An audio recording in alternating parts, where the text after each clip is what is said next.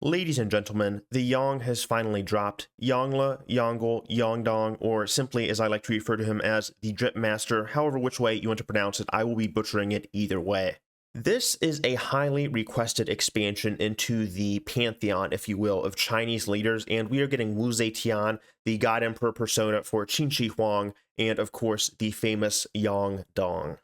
I think I'm going to start off this list with our favorite Chinese hamster friend here, Qin Shi Huang, and his immaculate drip with the God Emperor, the Great Unifier persona. We know what you're doing there, Firaxis, but his leader bonus is 36 strategies, and it is quite simple. It works similarly to the tile or hex placement of the Culture Bomb, and all you need to do is expend one measly charge, and you convert all adjacent barbarians, or I believe it also works with the rogue city-states mechanic, and you can also convert them. So if you want to get some loyalty shenanigans going on, this will also work.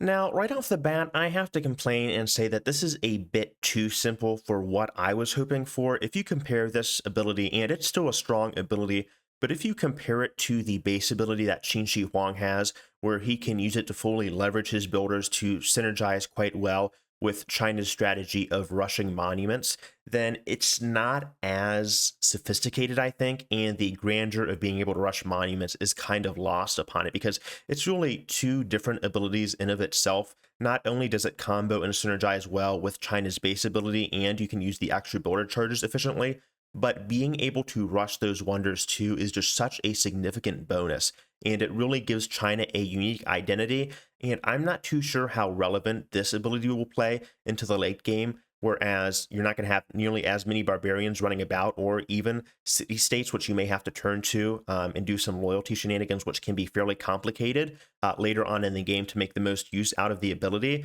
But just also in terms of long planning, you're always going to be using those wonders and rushing those builders. There's going to be something to do, again, with the long-term planning. With that charge, I'm not too sure how much you can leverage it past the classical or even medieval era, depending on whether or not you're using barbarian clans modes. And when you start to depend on those modes, it gets really, really dicey, at least from my experience. So it's an interesting ability, but I was hoping to see more synergy with the Great Wall mechanics, and again, something that ties the ability to Eurekas and the civics that China gets from the Mandate of Heaven. But if you come in the comment section swinging at my boy Qin and his drip, then I highly suggest you to unsubscribe from the channel and delete your YouTube comment. Thank you.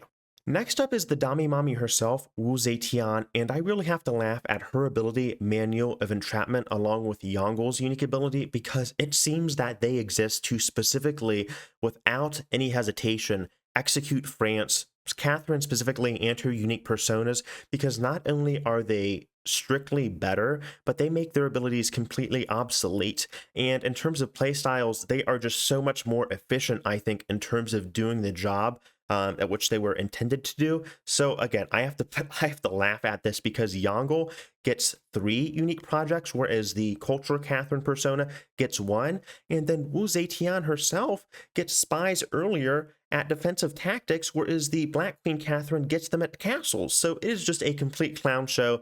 I hope Catherine gets some buffs, but it's just funny to point that out. They are being completely relegated to the dustbin of history with some of these new China civs. I'm glad to see that they have interesting abilities, but man, oh man, are they really, really clowning on the French queen herself.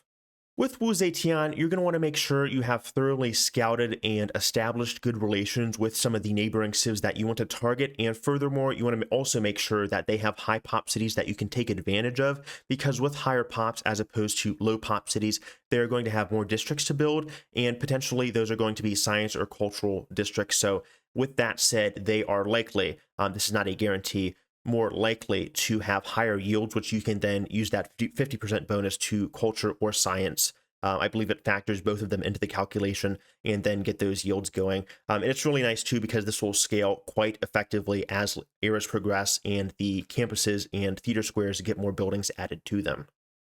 Something that is really nice is that these spies are coming super early at the classical era, so your enemies are going to be quite helpless when it comes to defending themselves against your espionage tactics. So I'm liking this Civ and Wu Zetian. The ability is not as simple as I thought it'd be. I thought it would just be better spy buffs, but you are having something to think about with spy placement, and I really like that, and that it also incentivizes you to establish those early diplomatic relations and get a good scouting or bearing on the enemy's territory to really start that spy network and get those culture and science yields up. Something I forgot to mention is that the Mandate of Heaven is going to be providing stronger Eurekas and inspirations, so you are going to capitalize off of that with your bonuses to those spy offensive operations. So that is also another great plus to overall synergy and cohesiveness with China's base game kit. Our last target on today's cultural appropriation list is the meme man himself, the Ming salesman Yangdong, and his ability is quite front-loaded. There is a lot that goes on with it, and I like that.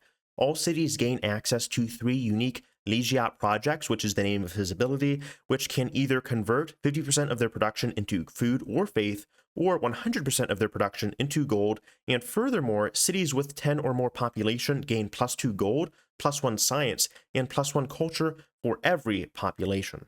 I really like this ability because it provides a lot of versatility, and it is the second leader to have a unique great project, 3 of them at that, and they are also adaptable on top of things. So if you are in a pinch, you can choose to convert your production to food, faith, or gold, which is useful in the long run. It's always going to be very, very consistent since it's a percentage-based bonus. It's not based on any hard, flat yield.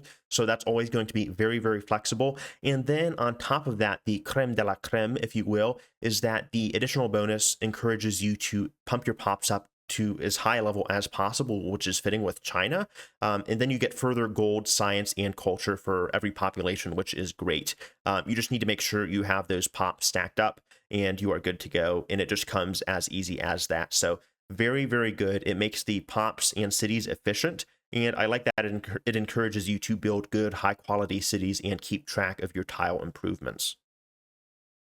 I've seen a lot of players, suffice to say, like Ursa Ryan, playing around with Yangdong, and his abilities seem to be quite potent. The scaling may need a bit of a tweaking, because while his start isn't exactly superb, because you need, again, to get those cities as high as possible in regards to the population, he has a very, very strong finish, and I think there may need to be a little bit of tuning down of his scaling later on to the game. But aside from that, again, from the feedback I've seen from YouTubers, the pack itself, and I mean from my own time playing the pack, seems to be on the stronger side when it comes to a few of the different leaders.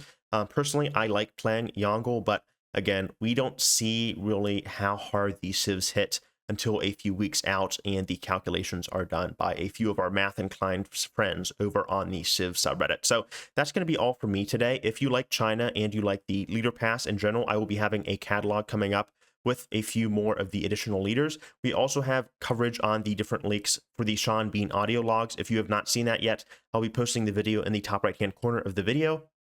But aside from that, thank you guys so much for watching. I love you guys, and I hope to see you guys later. All right, peace.